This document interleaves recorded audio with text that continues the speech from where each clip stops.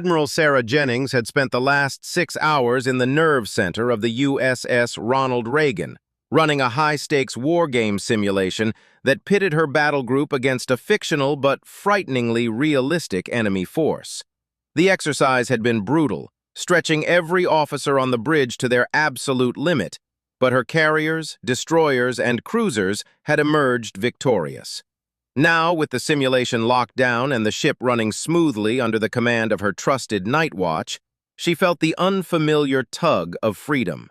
She needed to decompress. She needed to feel human again, not just the 4-star admiral in charge of the largest collection of naval power in the Pacific. She changed out of her starched uniform in her quarters, opting for plain civilian clothes, dark jeans, a simple navy blue sweater, and a worn leather jacket. She left her identification in the safe. Tonight, she just wanted to be Jen, a woman in her early 50s who happened to be grabbing a drink. The naval base in San Diego was a small city in its own right, and just outside the main gate, a strip of bars and restaurants catered to the thousands of sailors, Marines, and civilians who worked there. She chose a place called The Gypsy, a dark, loud bar with a live rock band that was already tearing through a cover of a classic Guns N' Roses song. It was the kind of place where people came to forget their rank and just exist. The moment she pushed open the heavy door, she was hit by a wall of sound and the smell of stale beer and sweat. It was perfect. She found a small, high-top table near the back, away from the stage but with a clear view of the room. She ordered a bourbon, neat, from a harried waitress and settled in, letting the music wash over her. She watched the crowd, young sailors in their off-duty clothes, laughing and flirting. A group of Marines huddled around a pool table, their camaraderie obvious. A few older guys who looked like retired lifers, nursing beers and swapping stories at the bar.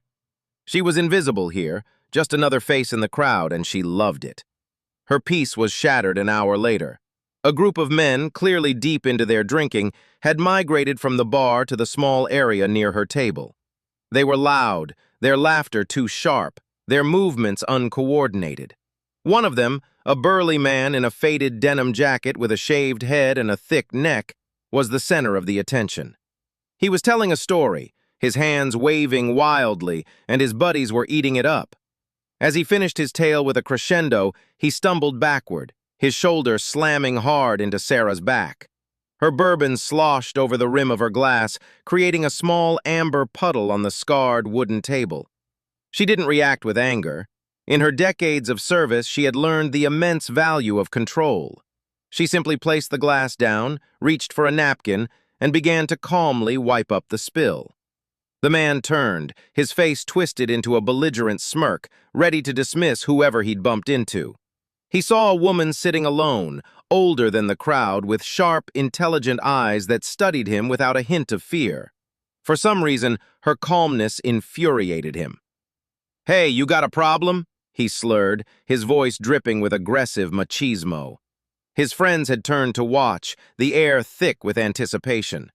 Sarah looked up from her task, her gaze level. "No problem at all. Just cleaning up a little spill. Don't worry about it." Her lack of confrontation was the wrong answer. It was a challenge to his drunken authority.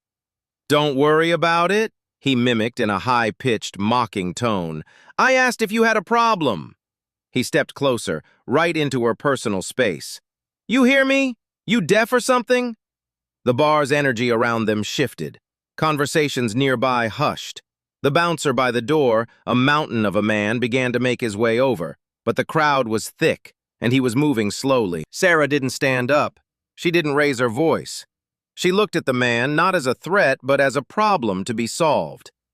"I heard you perfectly," she said, her voice calm and steady, a voice that had addressed thousands of sailors, a voice that had calmed crises on the brink of disaster. "And I'm giving you a chance to walk away, have another drink, and forget this happened." The man, whose name was Kyle, was a Marine corporal. He was a decent grunt, good at his job, but had a chip on his shoulder the size of a boulder, and a problem with alcohol that his buddies enabled. He saw this woman's calm not as strength, but as the ultimate disrespect. He puffed his chest out, leaning down so his face was close to hers. "A chance? You're gonna give me a chance? Who the hell do you think you are, lady? His friend, a slightly more sober Lance Corporal named Miller, put a hand on Kyle's arm. Kyle, man, let it go. She's not worth it. Kyle violently shook off Miller's hand. The shove was hard, sending Miller stumbling into another table. In the same aggressive motion, Kyle reached out and shoved Sarah. It wasn't a light push. It was a full-force shove meant to knock her off her chair, to put her in her place. It connected with her shoulder, and while she was solid, the force of it rocked her back. But she didn't fall. Her hand shot out and gripped the edge of the table, steadying herself. Her eyes, which had been calm, now turned arctic. The temperature in her gaze dropped several degrees. The entire bar seemed to take a collective breath. The music was still playing, but for those in the immediate vicinity, it had faded to a dull roar. The bouncer was pushing through the crowd now, but he wasn't going to make it in time. Kyle, seeing she was still upright, took another step forward, his fists clenching. I said, who the hell do you think you are? Sarah Jennings slowly, deliberately stood up. She was not a tall woman, and Kyle towered over her. But the way she moved, the coiled precision in her posture, spoke of a lifetime of command. She looked past Kyle, past his angry red face, and her eyes landed on the group of older men at the bar she had noticed earlier. The ones swapping stories, the ones with the gnarled hands and the deep tans that came from years of sun and salt spray. One of them, a wiry man with a white beard and a gold anchor chain visible at the collar of his polo shirt, had been watching the whole scene with growing disbelief. Their eyes met. She gave him a single, almost imperceptible nod. The man at the bar, a retired Master Chief Petty Officer named Frank, nearly choked on his beer. He blinked, sure his eyes were deceiving him. He squinted through the dim light, his old sea dog's eyes adjusting. The posture, the set of the jaw, the icy command in those eyes. It couldn't be. He nudged the man next to him, another old salt. Jerry, he whispered, his voice suddenly hoarse. Jerry, look, by the high top. Tell me I'm seeing things. Jerry looked over. His face went pale. Holy, is that? Frank nodded slowly, his eyes wide. That's Admiral Jennings, Commander, U.S. Pacific Fleet, the 4-star, the one who has the entire carrier strike group out there. He gestured vaguely towards the bay. That jarhead just put his hands on her. Kyle, oblivious to the seismic shift in the room, was still focused on Sarah. I'm talking to you, he roared. Sarah finally addressed him, her voice low and clear, cutting through the music and the murmurs. Corporal. The word wasn't a guess. It was a statement. She had read the unit tattoo peeking from his sleeve, the way he held himself. You just made a very serious mistake. Stand down. The use of his rank, spoken with such absolute authority, finally pierced his drunken haze. Confusion replaced anger on his face. How did you... He didn't get to finish. Frank and Jerry had risen from the bar, and they weren't alone. Every off-duty sailor, every retired chief, every active-duty officer who had recognized the scene for what it was moving. They converged on the small area near Sarah's table.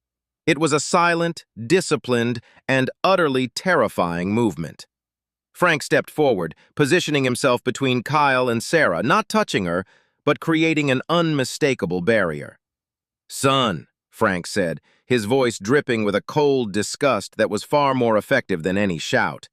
You need to get your hands out of your pockets and stand at attention. Now!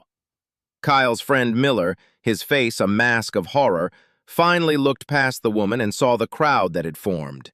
He saw the looks on their faces. It wasn't anger at a bar fight.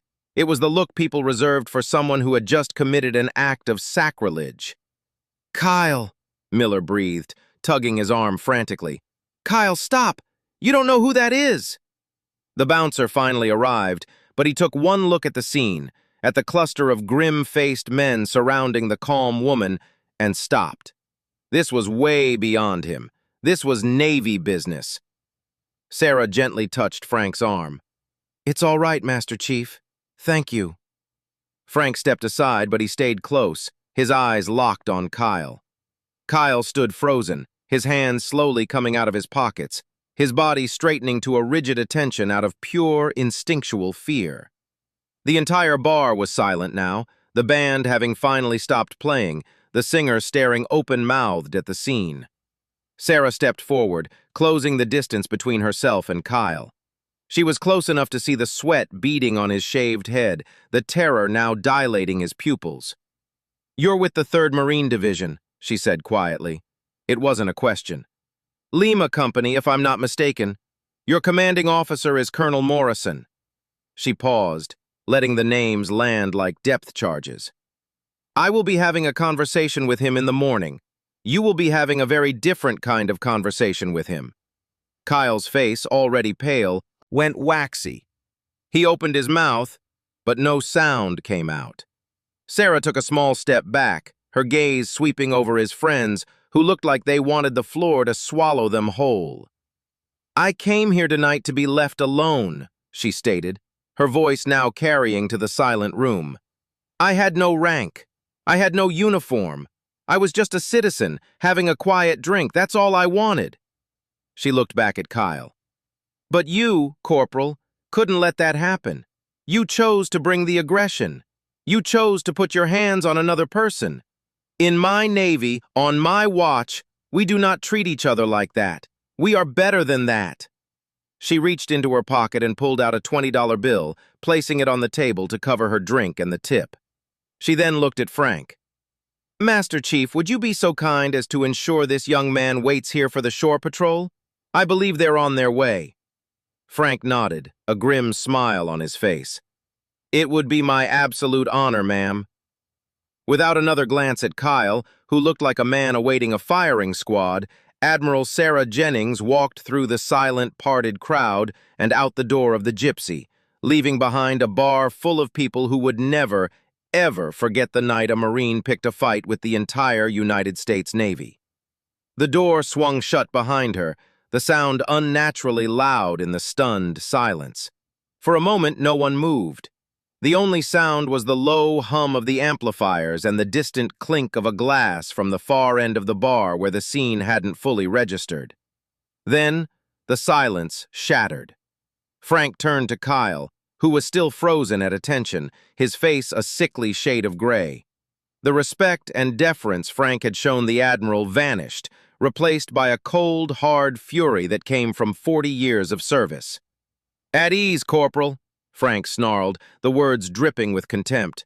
"No, don't you dare move. You just put your hands on the commander of the U.S. Pacific Fleet. Do you have any idea what that means?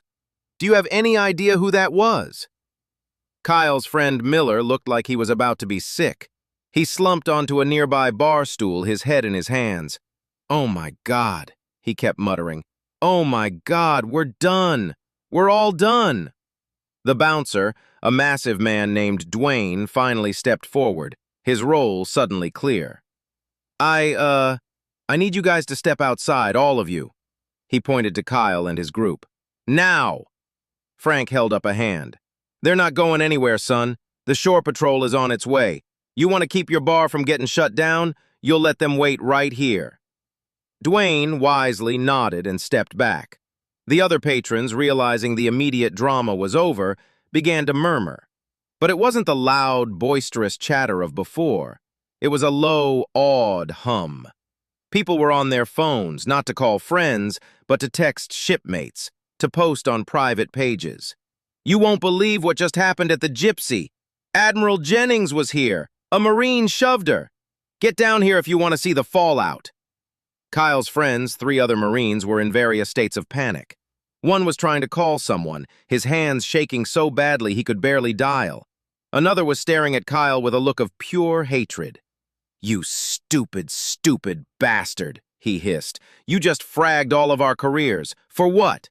Because you can't hold your liquor and you have to act like a tough guy?" Kyle finally moved, his body sagging, the adrenaline gone, replaced by a numbing dread. He leaned against the high-top table, the very table Sarah had been sitting at. "I didn't know," he whispered, his voice broken. "She was just a woman. She was just sitting there. I didn't know." Frank walked over to him, getting right in his face. "That's the whole damn point, Corporal. She was just a woman. She was a person.